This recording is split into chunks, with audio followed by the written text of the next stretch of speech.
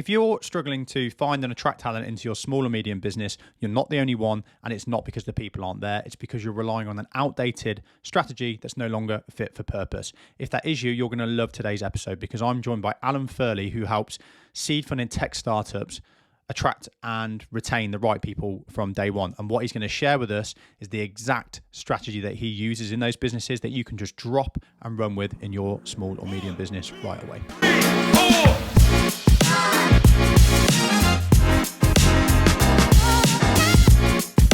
So today we're joined by Alan Furley, a good friend of mine and a very wise man in the world of talent and recruitment. I'm really delighted to have you here, Alan. Thank you for joining us.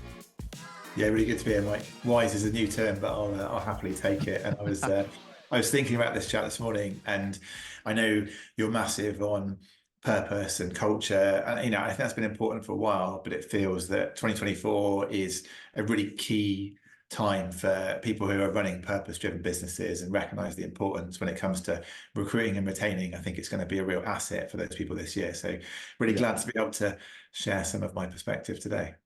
Yeah, thank you, Alan. And Alan and I were sat in the Wave in Bristol, which is a little artificial surfing lake, which makes us sound way cooler than we are, by the way, a few months ago last year. And we were talking about talent, and Alan was sharing with me his insights and wisdom on how to go about recruiting and how to really thrive in recruiting and building talent teams in the new world.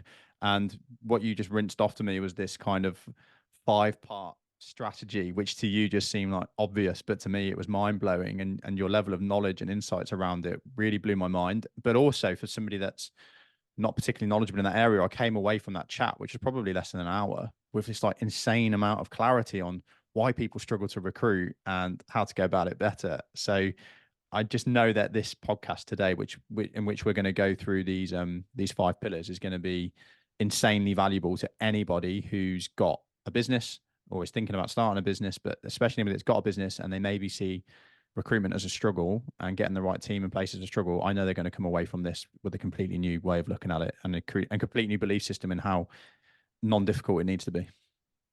Yeah, indeed. I think, probably better to be doing it in the warmth of my home today, whereas the Wave might be slightly chillier, but definitely happy to recall some of that conversation and give an updated perspective.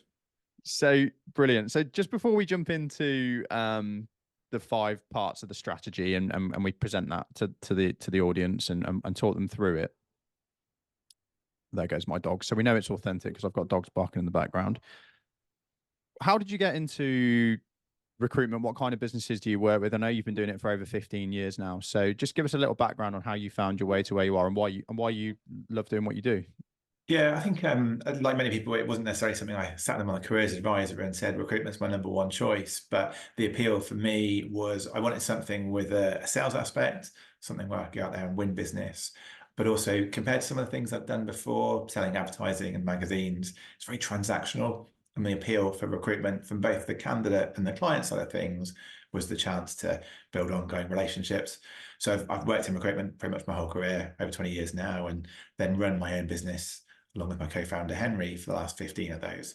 And so I think I've learned a lot. We've recruited for businesses in the public sector, the NHS, big businesses like Tesco, but the focus for the last few years has been much more on those startups, the SMEs, often tech-driven businesses, maybe with venture funding that are looking to scale and need people to maximize their impact and their potential.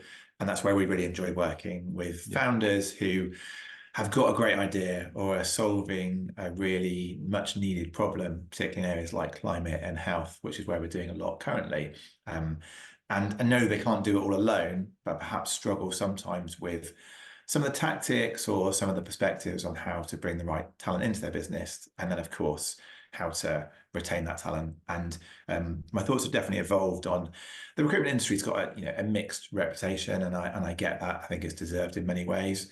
But I've also seen that there's a lot of value that can be given, which isn't simply sending a CV, an invoice, and then moving on. So both from providing services to loads of different companies, but also building my own business, making some good decisions on hiring, making some bad decisions on hiring, then learn from a founder's perspective that there's no magic one. So there's definitely some things that I'll share over the course of today that can really move the dial on bringing great people in, keeping them and maximizing their potential.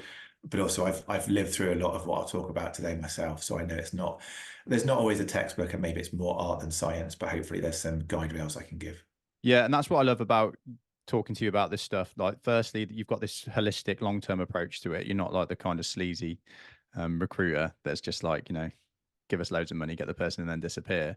You're very holistic, and you're thinking about the business as well as the people within the business and the people that you're recruiting. But also, I know you do a lot of work now with tech startups, which seems to be an obvious place for a recruitment business to focus. But also, you are a small business owner yourself, so you've got like this multi kind of faceted approach of the recruitment process and talent and people and business and the whole kind of landscape. So I know that a lot of our listeners aren't going to be tech, seed funded tech startups, but I know that the strategies and principles that you utilize and that you share will work pretty much universally across any business.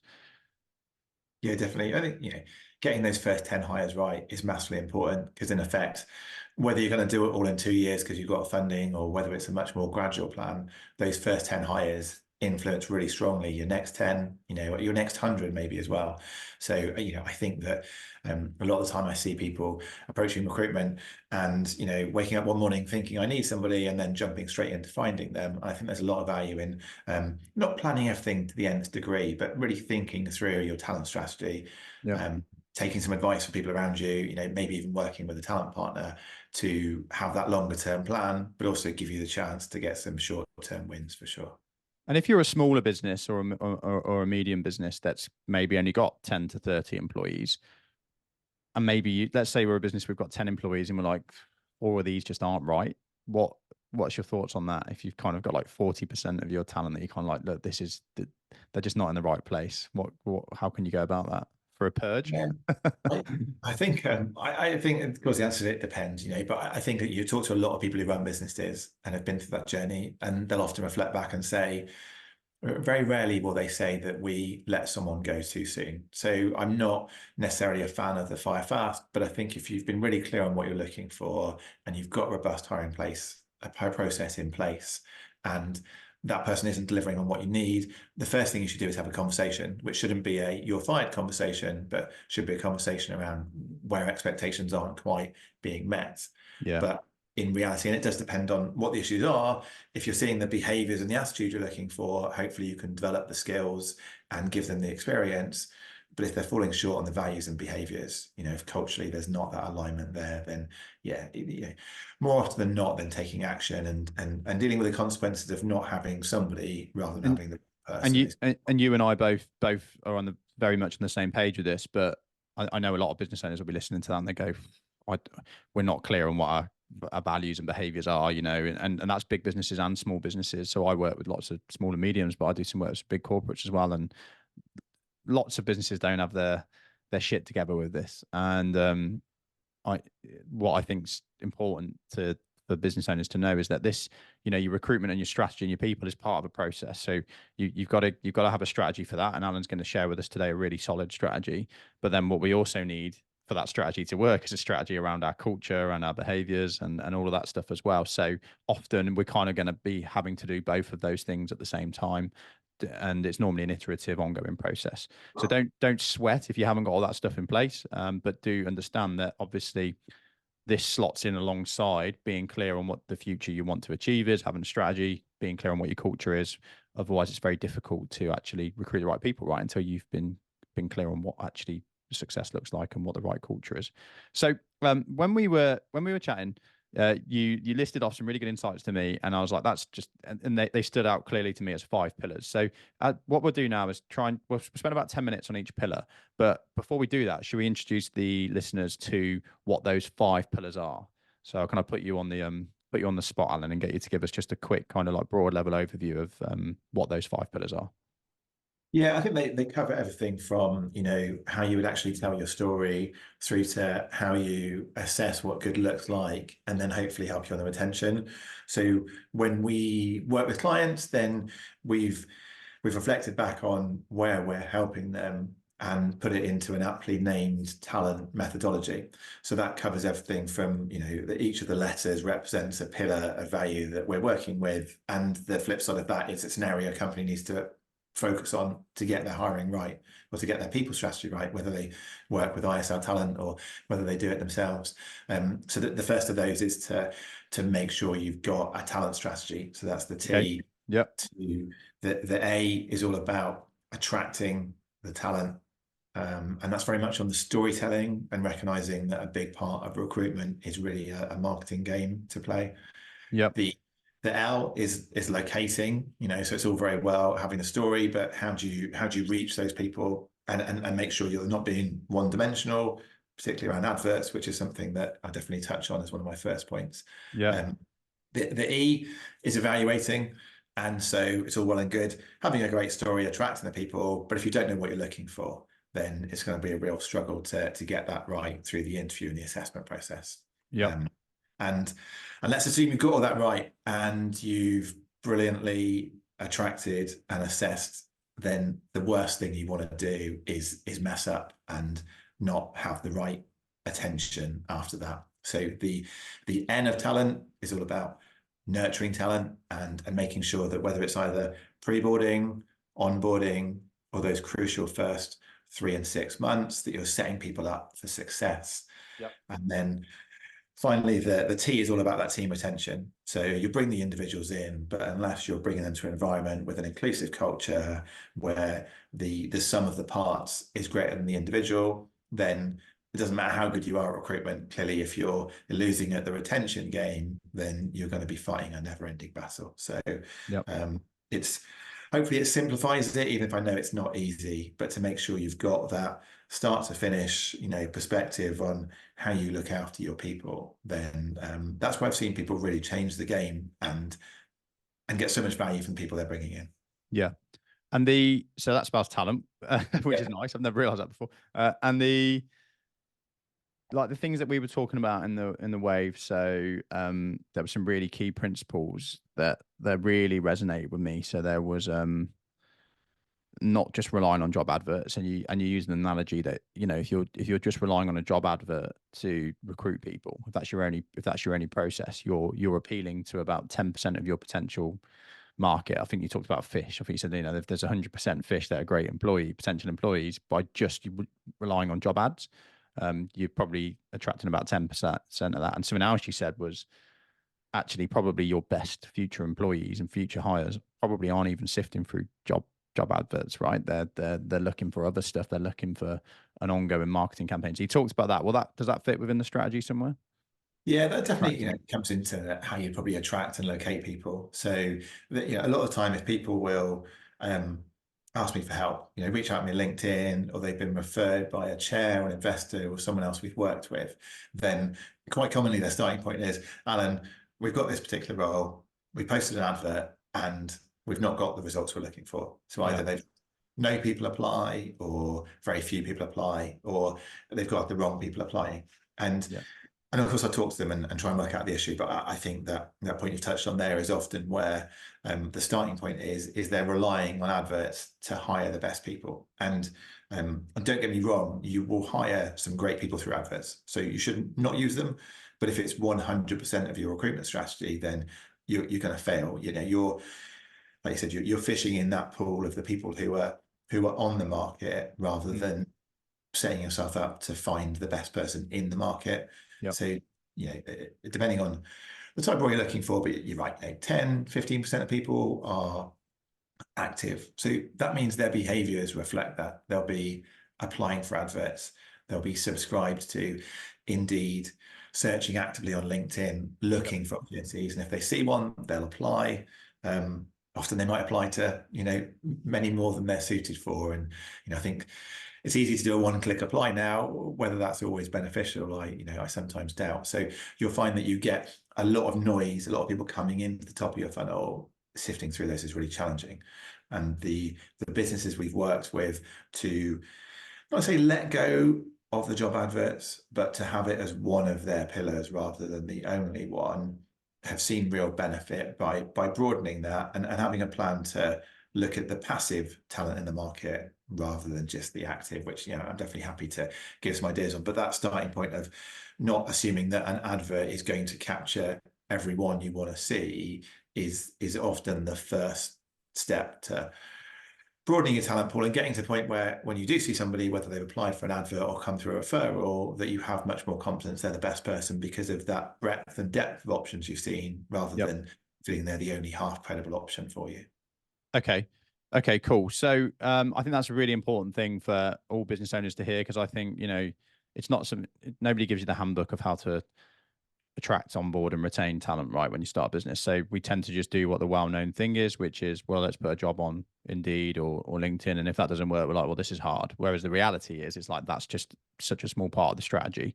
And obviously that's what you push to, because that's the thing that's advertised to you. But there's a much broader way to go about it, which is going to make the whole process more enjoyable and bring in a better tool of people. So let's start with talent strategy then. So what do we mean by that? So I think there's an issue with small and medium businesses, that business owners, that they'll hear things like this, like talent strategy, and they go, well, we don't need that. We're small, it's only tech funded startups, with 3 million that have been pumped in, that need that.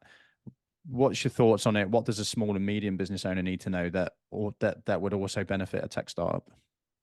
I think, if I think about the tangible stuff that comes from us working with companies on talent strategy, then one of the key starting points that I think every business should have is some sort of organizational chart. So it doesn't need to be overly formalized or detailed. It might be almost a back of a fag packet type thing, but simply something that looks at the key areas of the business, and whether that business is going to be relatively static over the next 18 months or whether it's going to go through some significant scaling. But having the functions, having the roles, I think can provide value in a few different ways. So partly just the benefit of getting your thoughts down on paper. And if it's you, co-founders, other business partners, and key stakeholders, then having something that you can all throw in your 2 cents with, and you can get different perspectives. So, for example, why do we have a separate head of sales and head of marketing? Because we've talked about wanting a joined up sales and marketing strategy. So should we have one person with accountability for both those divisions? So I think it can. So how would you summarize talent strategy? Like what's the broad top level concept of it? So I think for me, it's all about defining what you need. Okay. Yeah. Before you, so if I'm thinking there's going to be 2 or 3 roles I'm recruiting for, then the thing I definitely wouldn't advise doing is, if I'm looking for a sales manager, head of marketing, and a software developer, the wrong tactic in my experience is to Google the job specs or, rehash what I had from a couple of years ago, put them into an advert, and fingers crossed I'll get there. The talent strategy step is sitting down with whoever's relevant within the business and maybe your wide network, and thinking through what you're looking for. Why is that person going to provide value to the business? What's the urgency around it? Throwing some numbers on there maybe to help with the financial planning, looking at lead times, but using that org chart as a starting point for the conversation, so that you might not jump straight into hiring that day, but even if it takes a week or a month to work through that, then you're much better equipped to move quickly when you get into the hiring process. So if you've got a founder of a business and they've got some money behind them, or whether they're an established small and medium business or a tech startup, I suppose doesn't really matter, but they've got either a proven concept or some money behind them, but they've got no talent strategy. And how would you start with them? How would you go, right, okay, let's go from 0 to 1? Like, you've got no idea, you need people to grow your business, but you haven't got a clue really. What's the kind of like rudimentary steps that you go through with them to get them from nothing to something? I think that's the reality is that most of the time, even if someone feels they don't have a clue, they do definitely have some clear ideas on what good looks like for the organization, but maybe it's not written down, or maybe it's not been validated in a way that it's meaningful. So, we talked a little bit about culture and values earlier on, and that's something we'll often see, that maybe on day one, a business puts some values down, or maybe they're on the wall, and maybe they do mean something, maybe they don't, but they're not linked up to the rest of the business. So one of the first things might be to talk about culture and values with the business owner, the founder, and talk to them about what that looks like in reality, and just make sure there is that connection between the two. But then also talk to them about their best employees they've hired so far, or their idea of what a good employee looks like. And often, over and above the technical or the hard skills, people will come back to the soft skills, the behaviors, the values. And so Sometimes it's as simple as making sure those are front and center when people go out to hire, rather than focusing too much on the technical language and forgetting the behaviors, or obsessing over whether someone's used this particular tool. And I think So that's a relatively new thing, right, in the grand scheme of things, because if we think back 100 years when we're more industrial era, factory work, most people were doing repetitive manual labor. And then the recruitment strategy, I guess, and people were desperate for jobs as well, which is something that we can't forget. So in that environment, it's like, well, what you do is people are queuing for jobs because they don't want to be in poverty. So what you do is you put out a list of the skills that you require as a business, and people apply, and it works. Although it's not nice, it works, right? Because we've got a starving market of potential employees, and they'll work for us. So we don't need to worry about their values. You don't need to worry about the cultural fit, because also they're not customer facing.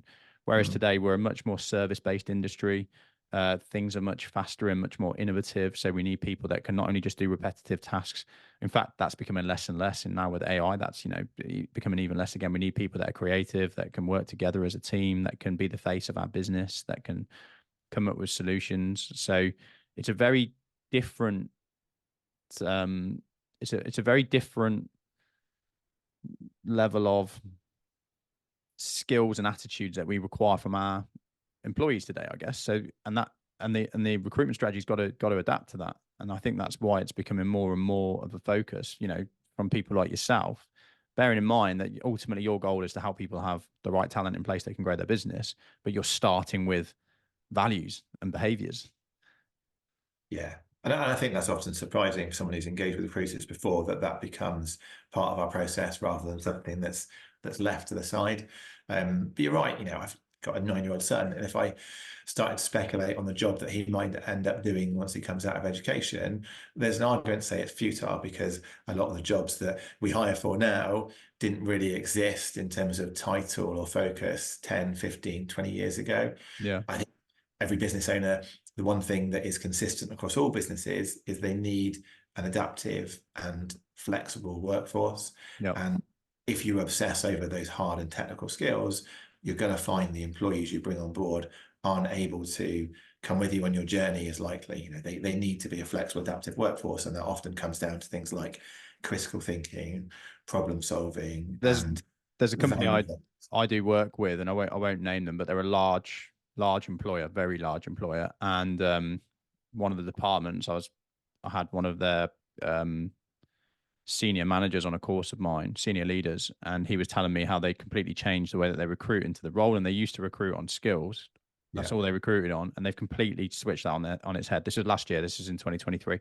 They completely flipped that on its head, and now they're recruiting on behaviors and attitude. And he said, like, we can teach people the skills. We can teach people skills in 3 months to be really up to speed. And he said it's just transformed it. It's so much better. He said, because before we were bringing in the skills, but we were constantly dealing with people issues and grievances and arguments and lack of alignment. Whereas now that's been significantly reduced because they've got the right people in place. So they're holding on to people for longer, even though it's taken them a bit longer to train these people up. Yeah, and I think there's lots of academic research that's as old as 20 or 30 years ago that shows that things like years of experience, education, interests are really poor indicators of someone's future performance. And if I think back to the first job specs I was given as a trainee recruiter, those were always front and center. It was 2-1 degree from a red brick university, 10 years experience in electronics engineering or software.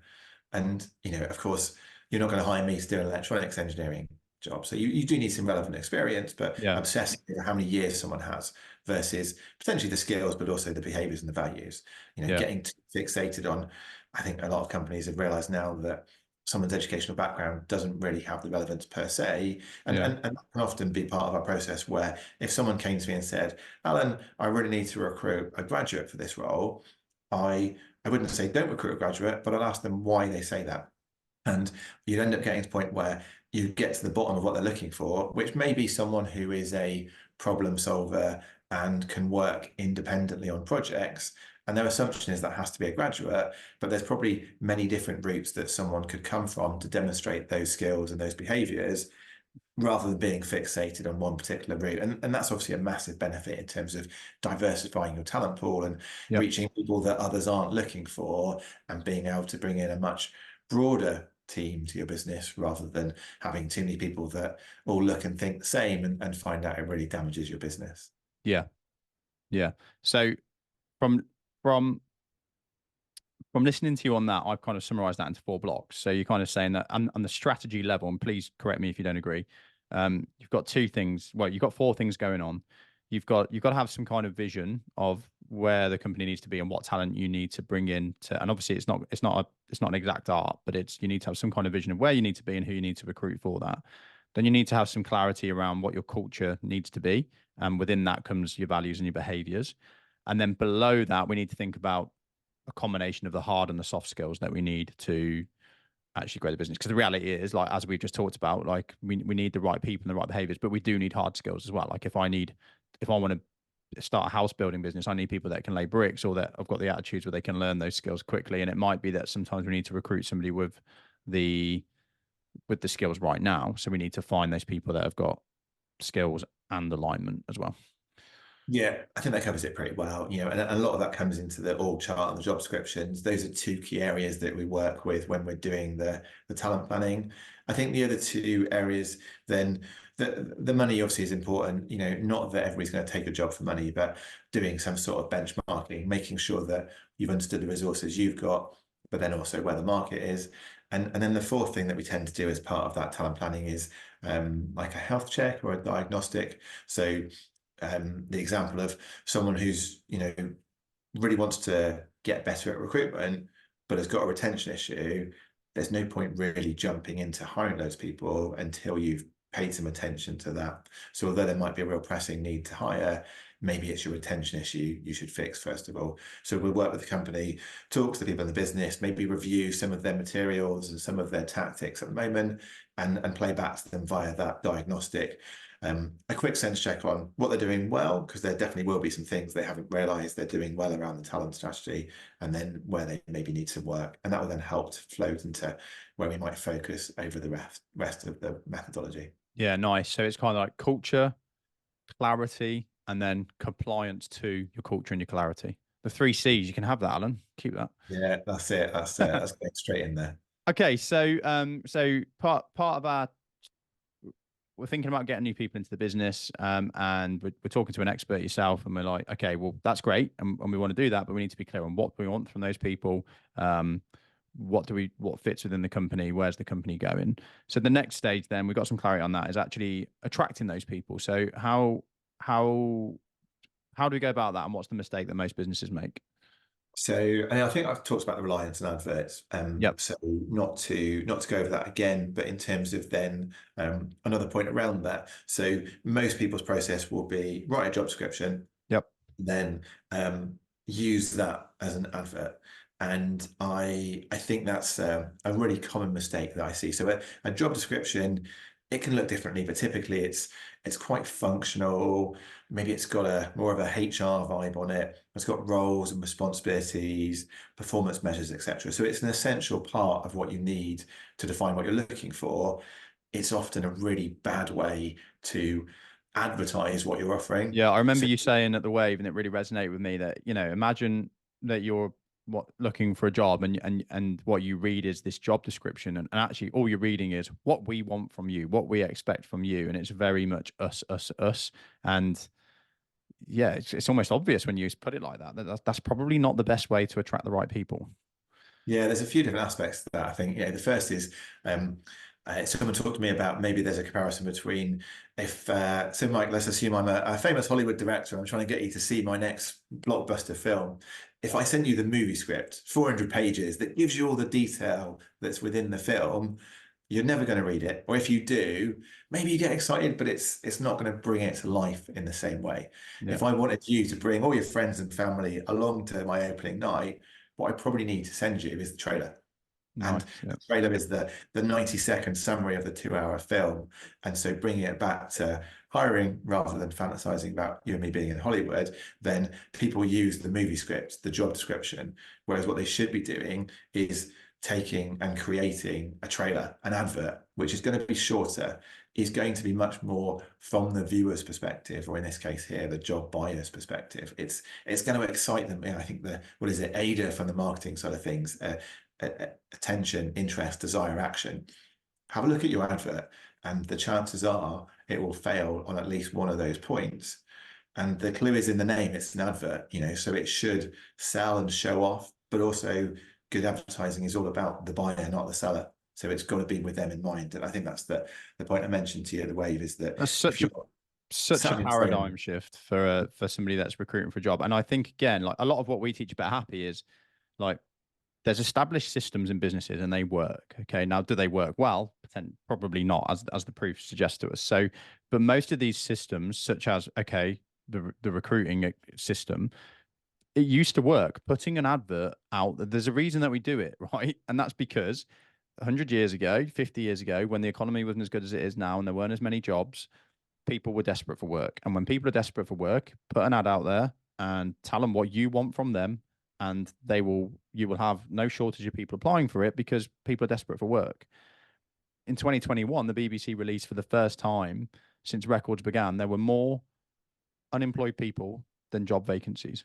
Is that right? No, there were more job vacancies than unemployed people. So for the first time ever since records began, it's like job vacancies are higher than unemployed people. So I know people don't tend to think this because we've got challenges, as we've always got. We've got talk about recessions and all of this stuff. But the reality is technology so far, and I know that I'm sure AI is changing our thinking around this and maybe creating some new concerns for people, but technologies have created more jobs, is the truth, is the reality of it. So we're not in this environment anymore where people are starving for any work. And what the whole reason I've been in that little discussion there is to highlight that the system of just putting a job advert out did used to work, and that's why it's widely accepted, but it's not fit for purpose anymore. So what you just said really interests me, because I think that would work with any business I work with. They're like, right, we want to attract better people to the business. It's going to help us grow. We've got a good thing. I'm like, okay, and how are you going about that? And nine times out of 10, it's either somebody's referred in, which is great, yeah, or we put an advert on Indeed, and the advert is the job description. And I'm like, well, there's just an absolute golden nugget of information that Alan's got for you, which is, why would you do that? It doesn't work anymore. Why don't you put out a little trailer? And you're like, what? And then start posting that in places and see what happens then. And I think that I saw some research towards the end of last year, and I think this has been a trend that's been there for a while, but it was talking about the number of jobs that are secured through adverts, and it was less than 50%, Wow. So different data suggests it might be between 20 and 45%. So the majority of people aren't getting jobs through adverts. So of course, the flip side of that is that if you're relying on adverts, then you're missing out on a lot of routes to market. And we ran a campaign for a chief operations officer towards the end of last year, and we ended up with, something like 400 or 500 responses to the advert. But of the 7 people that we got to first interview stage as part of our shortlist, then maybe 3 of them, perhaps 4 of them, were already known to us in some way, or we'd reached out to them in other ways. We'd gone and approached them with a story around what the offering was that was very different than the advert. And so just using that as a, anecdotally, you can see that a lot of the people that are getting these jobs or getting shortlisted aren't going to have come through that one-dimensional route of an advert on Indeed. There's so many other ways you can, like mention referrals, working with recruiters, whatever it may be, that you need to be much more holistic in terms of what you're looking for. But no matter how many channels you're using, if your storytelling isn't strong, and if you're not showing off the best things about your business, and particularly for those small business owners, those SMEs, we don't have the luxury of the Google or the Apple logo behind us. That means we're getting hundreds of applications a year. So you do need to work hard to put your story out there, but you also need to make sure it's your story rather than someone else's. And that's why recycling job specs or just being bland and boring in your approach versus what is it that makes your business special is definitely the route you need to go down if you want to attract the best people. Yeah, I think that's so insightful, and also what what you said there as well. I think the golden nuggets there are like, okay, ads do work, but they're certainly not the be all and end all. And actually, in a lot of roles that you've recruited for, it's a small percentage of the actual placements. Um, thinking thinking about actually appealing to the employee, not just telling them what you want from them, is a massive thing. Because most businesses have got a lot to offer, right? Outside of just pay. So why not share these things about what makes you unique? And it makes me think of a book that I read not long ago by an American guy called Tommy Mello. He owns A1 Garage Doors. You should have a read of his stuff. It's great. But he basically, I mean, A1 Garage Doors is, I think they're £100 million a year, or dollars per year turnover now. So they're huge. And he's got like his 5-part strategy, the Elevate strategy. And one of the things that he talks about in there is attracting great people. And he talks about how he's got these billboards up and all these signs in the car. And he's like, the billboards aren't to bring in new customers. It's like, it's to make people want to work for us, because we need to like be constantly appealing to great people. And then he talks about how he's always thinking win-win, which is something I like to say as well and think about. So he wants to show anybody that comes into his company, or potentially comes into his company, like, if you're willing to work hard and you talent and apply yourself, this is how you can grow. This is what you can reach. This is the amount of money you can make. And it was a really refreshing way of looking at it. And he doesn't have any issues with recruitment. Yeah, and I think like whatever it is you're selling in business, product or service, something that's tech focused or traditional, then a lot of people have gone through that journey when they know it's not all about the sales. You need to have a clear marketing strategy to maximize your sales. Yep. Where we haven't caught up with that, I think, is on the recruitment side of things, where in effect the sale strategy is posting the advert and hoping you capture the buyer's attention right there and then. Someone's looking for a job today and they're going to be your best hire, and maybe on one day they will be, but not consistently, versus having that marketing mindset to recruitment, taking a longer term approach, as the person you mentioned there did, so that you have much more confidence that whether it's one person in the next 12 months or 12 people in the next 12 months, you've got the foundations and the building blocks to be able to attract and tell your story and reach everybody in the market rather than be really limited. Fantastic. Okay, so if we're just doing this as like minimum viable product, we thought about what our values are. We thought about what skills we need, hard and soft, and we thought about where we want to take the company over the next 10, 3, and 1 years. So we've got and built a rough kind of org chart around that. So we've got a rough idea of who we want. Now we've also gone away from just promoting our job descriptions to actually creating a little 90-second, 60-second trailer about our company, and that would make people want to work for us and why it's great to work for us. So that's the talent and the attracting piece covered.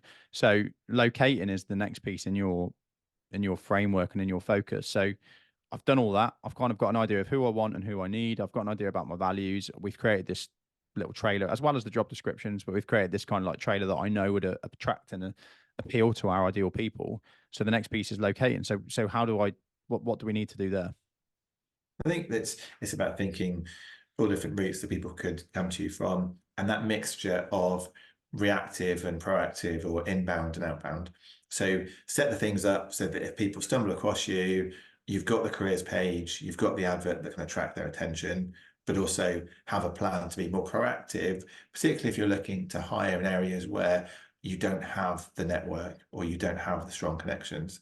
So I remember hearing a founder talk at an event a few years ago, and his business was some really cool tech, and the engineers in the room were clearly interested and excited by what he was doing within a mix of AI and hardware. But he was also bemoaning the fact that he couldn't hire good people.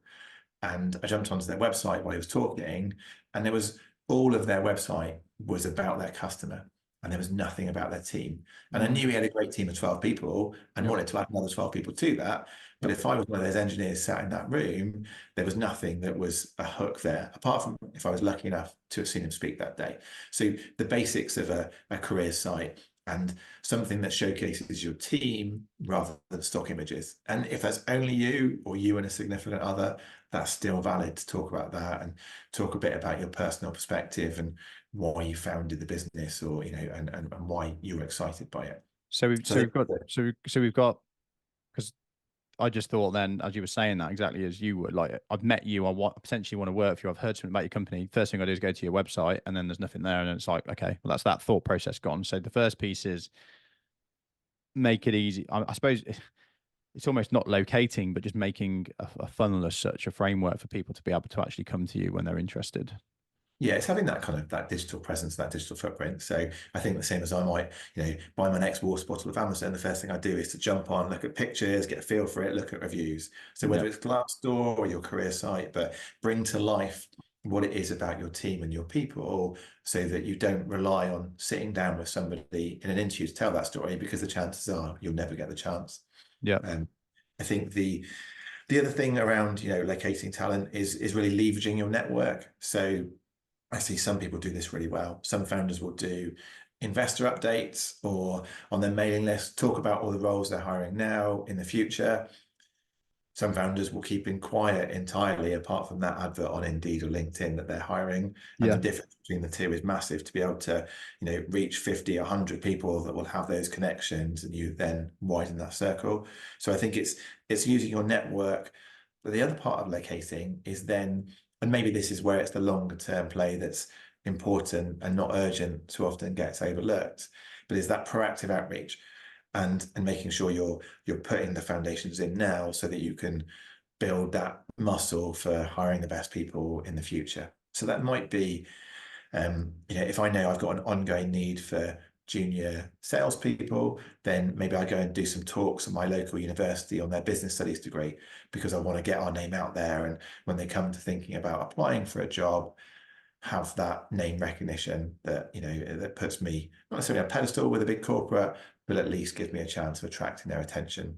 If I'm really looking to improve the gender diversity of my team and I'm running a cybersecurity business, maybe I engage with some networks, women in cyber, that will help me proactively reach those people that I'm looking to hire, rather than that posting advert, sitting back and assuming that it's going to find me the best people. So I think it's Nice. that of sort of inbound and outbound, and thinking intentionally about, I need to hire people in this circle, my network is over here, so how do I move the two together by going to conferences or events, getting PR in a magazine that's relevant or a publication, so that I'm more likely to probably get to the point where I've hired somebody and say, wasn't it lucky that Mike saw what we were doing here? But you've created that serendipitous moment by doing 10 things to get lucky, rather than relying on one tactic. Yeah, I love that. I think we're always hoping for this kind of, oh, here's this magic tool that'll do that for you, or here's this little hack. But the reality is it's just let's do the basics well. And what you've kind of summarized there, I think is great, right? So it's make sure that people have the opportunity when they've met you to go to your website and actually express an interest in working for you or find out more about you. So that's just an easy win. But then the second one, which I really loved what you said there, was this: you, whether it's the owner or somebody that's specifically in a role for this, but I think a lot of owners, especially of small and medium businesses, would actually really love to do this. And that is, think about the talent that you need and the kind of people that you need, and go out there and network and be at events and put yourself out there and do talks and help you, so that you're in people's minds. So it's just network yourself to meet future talent. And there's a particular company I'm thinking of, which is a really cool cleaning company, and they're really great place to work. It's when I was sat talking to them, I was like, you're not promoting the how good it is to work here, right? So you don't have to have any qualifications, and you don't need to have any experience in this industry, and you can come in to this environment. We're going to train you in how to do all of these skills. We're also going to train you in sales and marketing and all these other things, and you can earn, I think, with commission within their first 6 months, they can be earning or on target to earn upwards of 30 grand a year with no skills. And I'm like, that's amazing. Yeah. And they think they've got it in their mind that it's a challenge to recruit. I'm like, you're just not promoting the value that you provide. So then I think, well, the owner of that business could be going to the local technology college or the local school. And, the reality is, and this isn't an insult, a lot of people aren't academic and they've got no interest in academia. And then they think, because I know the stigma when I was at school was, if you don't go to university, you're a failure. And I think we've moved away from that now. But I had no interest in going to university, and I wasn't very confident when I came out of school.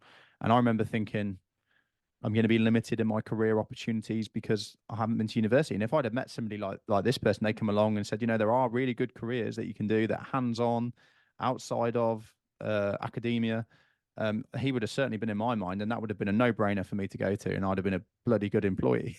So yeah, it starts to open my mind to think about think proactively, be out there, be putting the name of your business out there to your potential future employees, so that you've got an inward bound pool and you're not just relying on ads. And I also think with that, and sorry, I'm going on a bit here.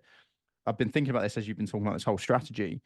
The quality of people that you're going to attract through doing it this way is going to be so much better than the reactive job ad, because you get the people that are applying to you when they're going through this process that you're talking about, this whole proactive strategy, they're going to be self filtered to an extent because they've met you or they've heard about you, they've researched the company, they know what you're about, so they're going to be aligned. Whereas a job advert, you're going to get people that are desperately in need of a job, or they just want to get out of the job they're currently in, so they're going to come to you with some reactive reasons, which means you're going to have a much higher risk of having people that actually have no interest in the company or the values, but they just need a job. Yeah, and just to tell a quick story on that point, like I mentioned, then we work with a lot of businesses, and I've learned through providing recruitment services to them, but I've also learned through doing these things or not doing things myself. So last summertime, there's a tech leadership summit that was hosted in Taunton, so run by Tech Southwest.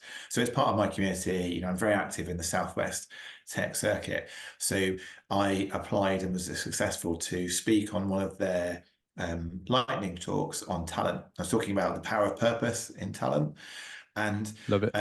met some really interesting people that day. And one of the persons who was hosting the talent track was a lady called Magda, who was working for another recruiter at the time. And she heard what I was talking about. We chatted a little bit afterwards. A week following that, she got in touch with me because the time was right for a change, and she'd really liked what we talked about, what she'd heard me speak about. She knew that we were active in the Tech Southwest community. And from my perspective, I knew that she was buying, of course, I pay her a good wage and I give her a good reward, but she was buying on so many other things that had come across from the conversations that day and from the follow-up ones we had.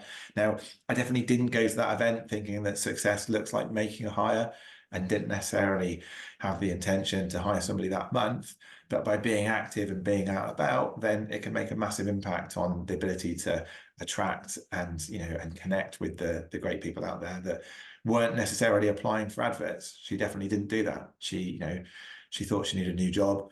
Who do I want to work for? And an ISL talent was front of mind because of the talk I'd given the week before. So I can't guarantee it'll work, but I can definitely tell you stories of where it's worked for me and many others. Yeah, and I've got it in my mind now that any of the businesses that I work with, if they're highlighting recruitment as an issue, I'm going to make it an objective for either the owner or the person that's in charge of that department to be doing a minimum amount of networking, but targeted networking. So think about where your ideal people are going to come from. Okay, go and do talks, go and meet people. You need to do a minimum amount of that per month, and the amount of people you're going to meet and influence, or people that you meet that know people, because that's a big thing with networking as well. Like you just said with that example, is well, that person's going to know 10 people that could be an ideal fit for you, and they're going to recommend you. So yeah, and I do think there's a risk in any business, regardless of size, regardless of industry, and you and I will be just as guilty of this as anybody else, of just staying in it, getting stuck, doing the day to day, and then everything feels harder than it needs to be. So like recruitment, it's like, we need to get on Indeed and we need to do all that boring stuff that doesn't even inspire you. Whereas you could pay somebody to do that for you, get out there, go and meet some people, and you're probably going to find that that's going to work 10 times better, and you're going to have way better people lined up to you. But you need to do that as an ongoing thing as well. And I know that's an overarching thing here. It's like, don't recruit reactively, like you're always recruiting, right? You're always planning for and trying to attract talent. The same as sales and marketing. You don't, if you just turn the ads on and when you need to keep the ship afloat, you're going to live in feast or famine. You should be always thinking about organic and paid and all of that stuff. Mega. Yeah, I think you're right to challenge those business owners here. But the other thing I'd add to that is that recruitment's a team sport. So the amount of people I talk to who are running a business and say they're struggling to hire, they've got 10 great people in their business, and they haven't been proactive in talking to those 10 people about the roles they have and the roles they're planning, which will then unlock that person to say, well, I used to work with Mike and he's really good at this. Do you want to have a conversation? Or they won't even as simple as asking them to post it on their LinkedIn feed and reach their networks. So I think there's some really cheap or free ways that you can leverage that network, and often it starts with the team you've got, whether that's one other or 101 others, and and people often overlook that, where they go into that, well, advertising mindset rather than, networking and building the Yeah. story and reaching people. I used to own a gym. That was my first business, and I remember I did a few different mentor programs and business accelerators, and I'm with other businesses. And I remember one of the first questions that the mentors and coaches would always ask is, "Are you asking your members for referrals?" Mm. And we'd all be like, "No." They're like, "Why not?" And then they'd say, "Are you making it easy? Are you incentivizing your members to refer?" And we'd all be like, "No," and they'd be like, "Why not?" And I don't know why we don't do it. I know it well. I know ultimately it comes down to, these British beliefs we have around not bothering people, and it's wrong to ask, but it's a load of rubbish, right? But there's so much sat there. There's a great book, an old book called The Dream Manager, and it's a fable about a cleaning company. It's a made up, but it's based on real world practices, and they basically got 300% staff turnover every year. So they completely recycle the whole workforce 3 times a year, Yeah. and they're like, we got to fix this, otherwise the business is just going to go under. And they end up focusing really hard on actually looking after the employees and listening to what they want and addressing their actual issues, and then helping them achieve their goals. And then they end up by the end of the book having a 300% waiting list of people that want to work for them. They've got more than 300% of their staff waiting to work for them, which is all coming from staff referrals. It's the people that work there. And even when people are leaving to go somewhere else because they've got to move away, they're actively recruiting somebody into that role. They've already got somebody lined up. So this company's gone from constant famine with staff to like just having a waiting list of ideal candidates.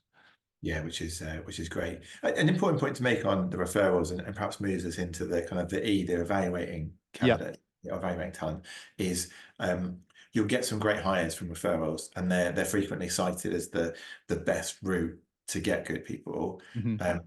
But one thing to watch out for is losing that objectivity in Yeah. making a hire. So because Mike has recommended Sarah, then I assume that she's going to be right for us. Yeah. Whereas it may be that your context is, I was working at a big corporate and Sarah was great, whereas now we're in a small business where everybody's mucking in together. And if I'm too assumptive around the referral demonstrating they're right for me, and I don't become consistent, whether someone's applied randomly that I didn't know, whether they're a referral or even whether they're a previous employee, you Yeah. want to make sure you're objectively measuring what matters rather than jumping to conclusions or risking too much bias around where they worked before or who's referred them or where they went to school, and then Yeah. finally, all too late, you've made a bad judgment on what a good hire is. And I guess that comes back to the making sure that you use your talent strategy before, don't you, and don't just, just because a dune buggy wins a race on the desert doesn't mean it's going to be good on the road. So it might be that this person's great over there in that company, but we still need to check that they're going to be a good fit for here. Yeah, that's it. And linking back into, values, then take something like hard work. So at the start of that process, we might have said, we need people that have got a strong work ethic or work hard. And if we haven't spent enough time defining on what that looks like and how we're going to measure it, we get to the end of the process and I want to hire someone, but I'm looking for someone who works 14 hours a day because that's my definition of a strong work ethic. Yeah. You want someone who does yoga at 9 o'clock in the morning and comes back fully focused, and our colleague wants someone else who can simply do deep work without notifications pinging off for 2 hours every day, and what they do the rest of the day doesn't really matter. So it's not to say that we should all think the same, but we've got to have a conversation and agree what good looks like and drill down from hard work into the things you would actually see day to day, so that we make a decision on hiring. We're looking for the same thing, we're aligned on what we're measuring, and we don't have surprises in the costly period where you've made that hire and then figure out they don't work. Yeah. So it's kind of going like, okay, hard work. Everybody says that. What does that actually mean to us? Is this person aligned to that? What does this actually mean? And the better you get at that, the easier it's going to be to filter and reduce mistakes. Nice. So on to evaluate then. So we've got evaluate. What's the N? Nurturing. We've got evaluate, nurture, and then team retention. So we've probably gone a bit over the 10 minutes on each one, but that's okay. So I think we've given away some gems there. So let's have a look at evaluate. So I'm just going to recap at each stage. So talent strategy, making sure we know who we want, what we want, and the kind of behaviors. Attracting, so making sure we've got a method to attract them, which is stronger than just a job advert of what we want, but actually actively making it an attractive place to work to our ideal people. having a bit of a strategy to actually get in front of those people, which is a combination of networking, using your network, leveraging the people you've already got, but also making sure that you can use your website to find jobs, and making sure you've got a presence on social media or wherever it needs to be. And then, so now we're on to evaluate. So why do we need to evaluate? What do we mean? So I think that's partly the point is made around, being consistent on what you're looking for, or Yep. agreeing that talent planning, the Yep. things that you're then going to measure. And most obviously we see that an interview process. I think it's also about I don't think you'll ever have a perfect interview process, and maybe the advent of AI will help us, maybe it will harm us in this. But I think often the challenge is, I've been guilty of this myself, throwing brain teasers into an interview when that isn't consistent with what I'm looking for. Mm-hmm. Asking someone to sing a song to me, whereas if you ask me what my best hires are, they're people who can learn and demonstrate commercial acumen and have really strong ambitions. So the evaluating for me is going back to that start of the process. Hopefully you've defined what you're looking for, and then making sure as well as possible that hiring process, that interview, that assessment process reflects those things rather than is a little bit random. So let me give you an example.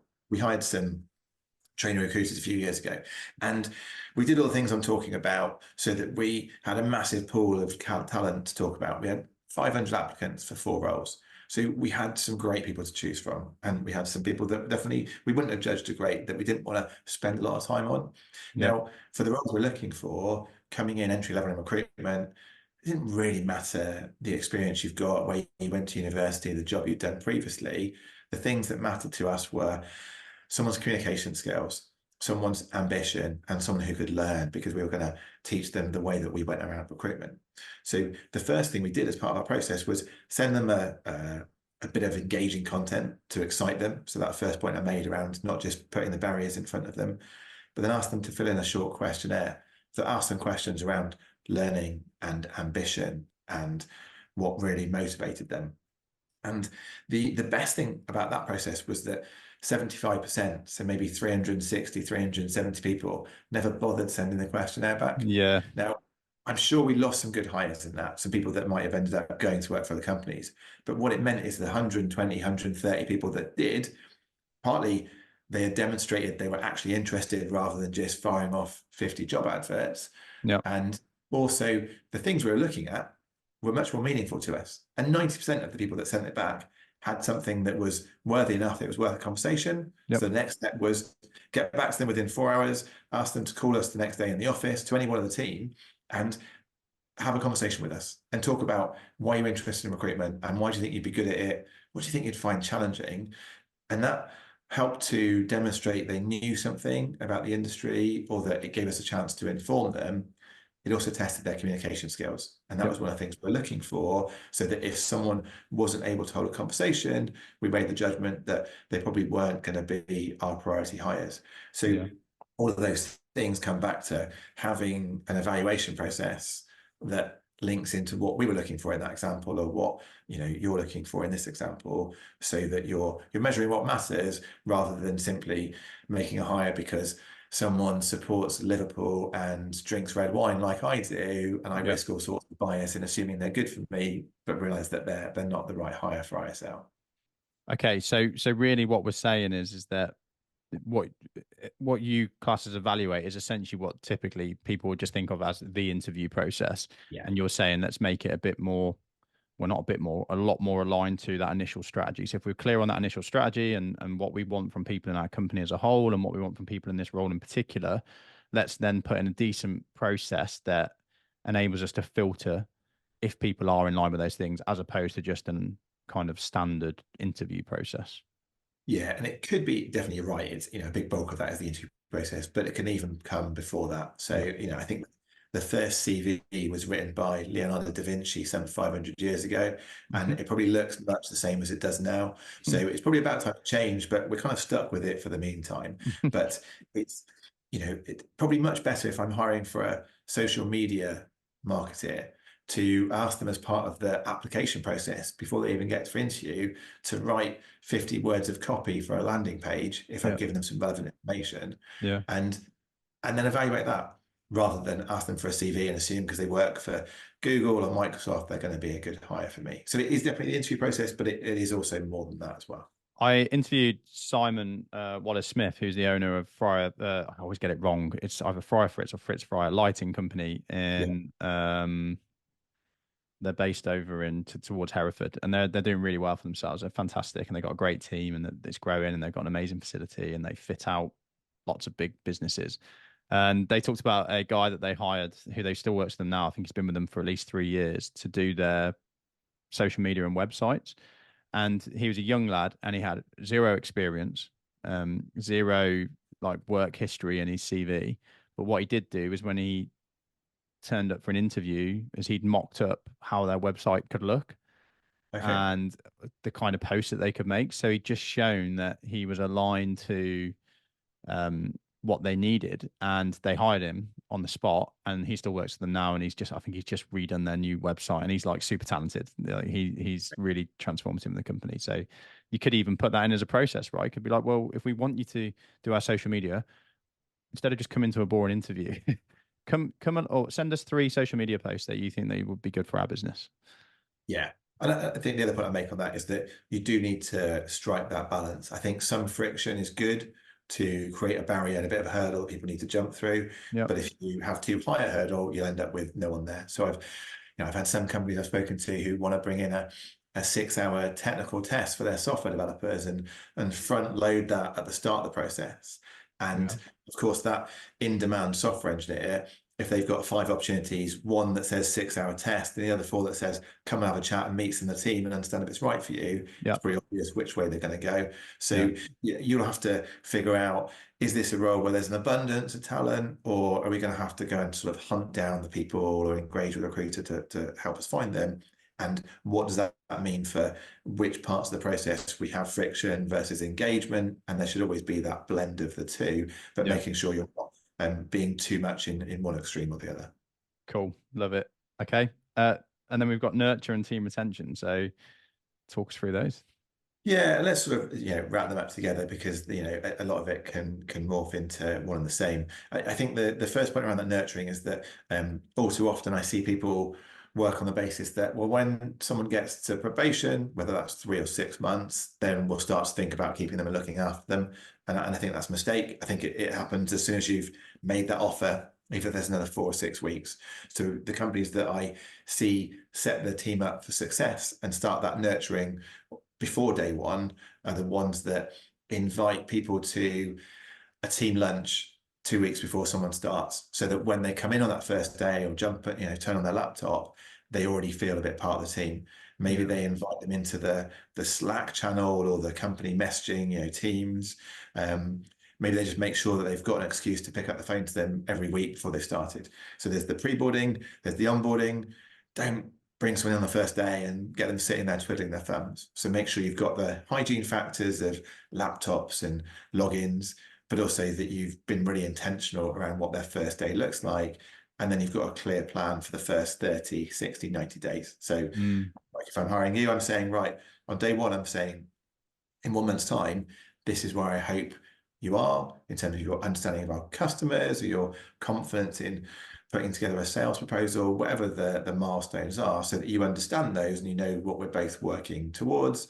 Yeah. And there's no guarantee you'll get there at the pace that we might have predicted on day one, but at least we've got those review points in so that we don't get to the end of the 3 or 6 month probation and I'm saying to you, Mike, it's not really working out, and you're surprised by that. So I think that nurturing comes before day one, but crucially in that first few days and those first couple of weeks. That makes me think of 2 really important points again, and it's this whole mindset behind it, and it's people have got a choice of jobs, so then more and more not working for you because they have to, they're working for you because they want to, which is really important, because then it's like, okay, well, we need to make sure they want to be here, right? And then the second one is people are really motivated to want to do a good job. Yeah. And it blows my mind how many companies are struggling to keep their teams motivated and hold on to them because the system they've got doesn't allow their team to do a good job. And you're like, these people are leaving because they're frustrated because they can't do the good job they want to grow your business. And it's like again, it comes back to this: we're relying on these systems that were developed during a very different time. They still work, they're just inefficient. Like, it does work to put on a job advert and just let people apply. It does work to do a crappy interview and then give it to the one that gets through. And it does work to put people into a system where they just do the task that the minimum viable task set required of them and don't have any space for innovation. It works, but it's just not enjoyable for anybody, and it's inefficient. And that's the biggest problem with it, really. If it didn't work, that would probably be better, because companies would be like, right, we just got to fix this stuff. We just got to make the business great for everybody, because otherwise we're going to collapse. But the problem is, it's like, no, it does work. It's just inefficient. So we can get away with it and not need to change it. But it could be so much better. It could be so much better. Like, your onboarding, if you made your onboarding process just a little bit better, your retention and productivity and innovation you're going to get from these people could skyrocket. Yeah, such that those first 90 days is such an important, and I guess I get the benefit of seeing things from both perspectives. So from an employer and employee, you know, particularly if we've hired somebody, we'll have check-ins with both the client and the candidate, and of course they'll see things different ways. But sometimes that disconnect between how things were set up in terms of expectations through an interview process Yeah. and how things have actually been delivered in those first few weeks is really damning. You know, not necessarily from a deliberate act by the company, but simply not paying the proper time and attention on such a crucial part in being able to not just hire well, but starting retention from day one, rather than worrying about it on the day someone comes to resign. So for your talent model, really nurture. I mean, I think we're always nurturing employees and team and anybody in our lives, ideally. But I guess what you're really getting at with that is that for your model, nurture means that first kind of 90 days, and then team retention is the nurturing after, as such. What do you think are the Sorry, I'm assuming that people can see you, but they're listening to this. So you were nodding then, which is why I carried on straight to the next point. What do you think are what do you think is a good summary of the key things that need to be, maybe without the detail, just so like a simple mental model for the listeners? What are the key things that need to be in place to make sure that that first 90 days is a positive experience? You mentioned hygiene, like right equipment, actually having stuff to do. So having things to get stuck into from day one. Is there anything else? Yeah, I think the other thing I'd probably do, you know, if you've got the benefit of having hired other people, so if this isn't your first hire, Mm-hmm. I would go and talk to those previous hires, Yeah. and I would ask them how their onboarding was, and the chances are that they'll give you some nuggets that you just wouldn't have seen. They'll Yeah. say, you know, I remember talking to one of my team about it, and they said, "Do you know, the team lunch was really good. It would have been great if we could have done that a bit earlier." And that was one of the things that made us bring it in before someone's first day rather than at the end of their first It'd be week. great if we could do that every day. Yeah, well, yeah, exactly. I might need to work out a bit more, but it would be good. Yeah. I think, you know, so one of the things I've seen companies do really well is the last hire. It takes some responsibility for onboarding the next hire. So if they've started that first week and got to the end of the first week and been a bit confused as to, is the etiquette to send an email to one of my colleagues or to drop them a message on Teams or pick up the phone, then as their boss, I would give them the answer to that question. But I'll also encourage them to put it into our onboarding documentation. If they've got questions that haven't been answered by however I've onboarded them, to make sure we've solved that problem for the next person, Yeah. rather than have an onboarding document or process that was right 3 years ago, but now we're working more remotely or have a different team environment, isn't relevant today. It should be a living, breathing document process that gets better each time you bring someone in. Yeah. And even if they work out, that you learn from that and figure out what you could have done differently. So I think that's the other key part, is that it's not a static process and it's not one person's responsibility. Maybe someone is accountable for the onboarding, but hopefully you've set it up so that it's a shared responsibility for the team, because they all recognize the benefit in starting someone well. So do you think all companies should do that regardless of size, have like a kind of mapped out process for each role and made sure that it's a shared responsibility, that people keep that up to date? Yeah, you know, I think that it might seem overly formal in some cases, but you know, simply maybe it's just a checklist. So we hired someone quarter two last year, and it was the first hire made in a few months. So we got together the whole team and said, right, we're setting this person up for success. What should we do? What should we not do? And we ended up with a 9 or 10 points on a checklist Yeah. that wasn't a 500-word document, No. but it was something that at the, before the person started, at the end of their first week, at the end of the month, it gave us a really easy thing to go back over as a team, Yeah.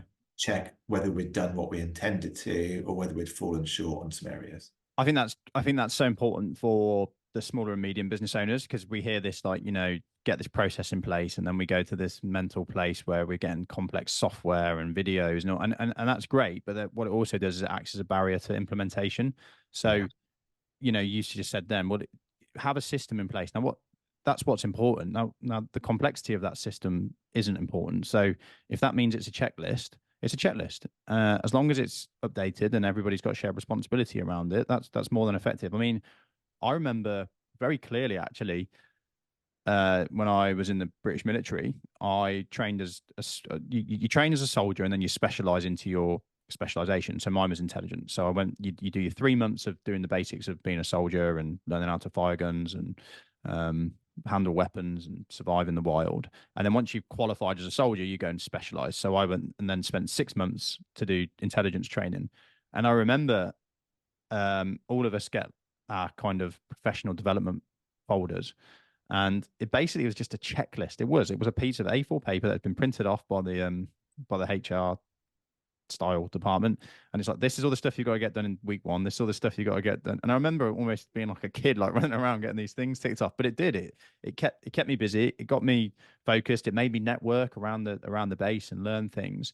But yeah, I mean, it was effective, but it was a piece of paper that you ticked off and somebody signed off at the end. So if it's good enough for the British Army, it's probably good enough to have a check sheet for your small and medium business, as even your tech startup, right? Yeah, agreed.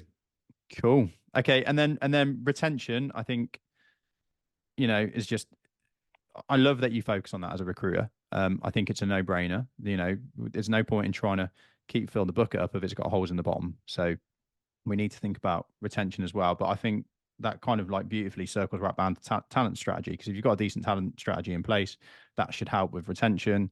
There's lots of stuff we do, shameless plug there at Better Happy, which is all around making it a good place to work and retention. But yeah, I love. Have you got any top tips on retention, or top kind of like mental models that people should remember when they're thinking about it? Yeah, I think I mean, hey, we could spend an hour on retention alone, I'm sure. Exactly, yeah. But one of the things pretty useful to share. So we have done a few surveys over the last couple of years. We get to see candidates that are exiting roles, and so we captured the data from 500 candidates and asked them, why did they leave that last job? And consistently over the reports we've done, the 3 things, my own 3 C's actually, compensation. So money matters, but that's never been the top thing that has caused people to leave in the surveys we've done, or in a lot of the other similar research I've seen. So you've got to get the money right, but I think largely that's a hygiene factor, and it's table stakes. So don't rely on underpaying people, but don't need to be the best payer in the market all the time. But the compensation and the other 2 things, career progression and culture. So on progression, it doesn't need to be about consistently putting people up in terms of titles. I think the simple way to look at it is, how can I get this employee doing more of what they're good at and what they enjoy? And the first step in that is probably to ask them, what do they enjoy doing and what do they think they're good? Yeah, it's always a simple answer, isn't it? This stuff. Yeah, indeed. And going back to the talent strategy, if you've got an org chart that shows how the business is going to evolve, that can unlock some really powerful conversations to help with the career progression. So you've got compensation, career progression, and then culture, which you've done so much content on, which has been really valuable. I think with regards to the culture, there's so many different ways you can look at that. But I guess the key thing is to make sure it's lived and it's consistent throughout the hiring process, the interview process, and then of course the way that you manage people and progress and promote people within culture in particular. The key things people cited as going wrong were a lack of accountability, also a lack of clarity. And I think particularly for the businesses that we work with that might be 10 or 20 employees and then go through a growth phase and go to sort of 30 or 50 or 100 employees, the difference between those that recognize they're going through a shift and see their culture as evolving, not entirely changing, but needing to be updated and have ongoing conversations with the team, versus those that assume because it was talked about when there was 10 people there, it will automatically work when there's 100 people there. Yeah. There's a risk that that starts to fall down. And the theme throughout what we've talked about is the cost of making a bad hire, or losing good people, and that's where they can really suffer from that. So there's a lot to culture, but that kind of ongoing reflections on it and engagement with the team is a big part of what creates an inclusive culture that's relevant to today rather than yesterday. Yeah, and it's great for my ego hearing that because obviously there's a lot of crossover between what we do, and when you listed off those things, and I was like, I'm pretty confident I'll be able.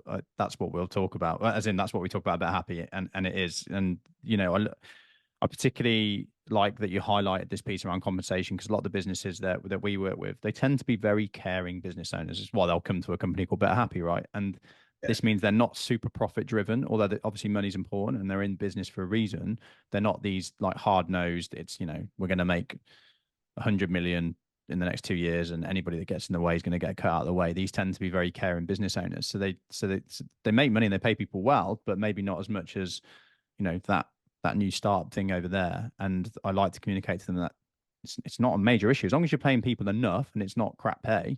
It's one factor, right? As long if they have to worry about money for working for you, when they work for you, that's an issue. But if they don't have to worry about paying the bills and being able to go on holiday and feed themselves and have a good time, it almost doesn't matter after that. It's the other pieces that become really important. That culture, do they want to be there? And also personal and professional development.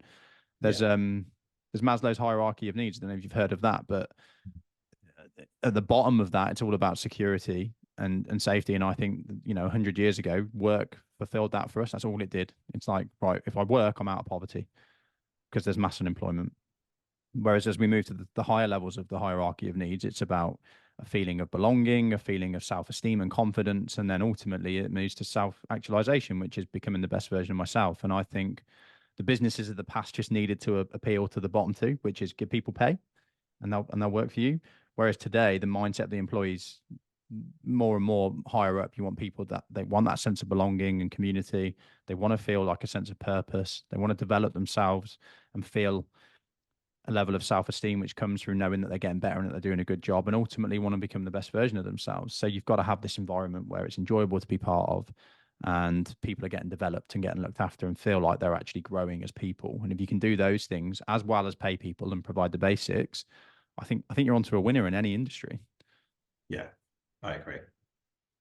Well, this has been an absolute blast, as I knew it would be. Thank you so much. I think for our listeners, we've got a really solid 5-part plan there, but a good overview in each one. I mean, again, every time I talk to you, I take loads of nuggets away. I've run out of space in my paper, to be honest, to be scribbling things down. But there's models there in each one of those areas. But I think for me, just talent, just the tail part of talent, just the talent strategy, attracting, locating, and evaluating, just that alone could be transformative. I mean, I'm not saying ignore the nurture part, but I just think so many business owners do nurture their staff. They just get stuck getting them in because they're relying on that old crappy strategy, which is write a job advert, put it on Indeed, scratch your head when the adverts don't start rolling in, question your sanity, start telling yourself it's your business. Whereas the reality is that model is just no longer fit for purpose, right? Yeah, I agree. Mega. Well, thank you for coming on. I'm excited to get this edited and put out there. If anybody wants to connect with Alan, and they should, connect with him on LinkedIn because he's really active on there. He puts loads of good content out. I know you're like basically famous on there. You've got loads of followers. And then obviously through LinkedIn, you can then find Alan's other businesses and services if you want to, or you can just reach out to him direct if you want to talk to him more. Alan is a good friend of mine and he's super forthcoming. He'll help you out if you want to have a chat with him. So make sure you go and connect with him. And to do that, you go to LinkedIn and then simply put /Alan Furley, I guess. Yeah, I think that probably work. We were chatting earlier. I've got the benefit of a name that's a bit more distinct than Mike Jones. Yeah, so... I'm like /Mike Jones 27 Something like that. Yeah. Now, I think I'm Mike Jones 3 actually, which is pretty cool. Yeah. Is it a dash in between Alan and Furley? I'll put it in the notes anyway. So you Yeah, just click below. But if you're listening and you just want to mentally remember that, Alan Furley, L-E-Y at the end, correct? Yeah, you should be able to help me out relatively easily. And yeah, pretty active on LinkedIn, like you mentioned. Do LinkedIn Live, some that are geared around candidates, helping them with job hunting, but also on the employer side of things, share some of the stuff that I've talked about today. So yeah, drop me a message or look out some of the content that's hopefully valuable in some way. Fountain of knowledge and giving away loads of stuff for free. So you'd be mad not to connect with him. Brilliant. Thank you so much, Alan. Have a fantastic weekend. And yeah, thank you. Can't express my gratitude enough for you doing this podcast. Awesome. Really enjoyed it. Thanks, Mike.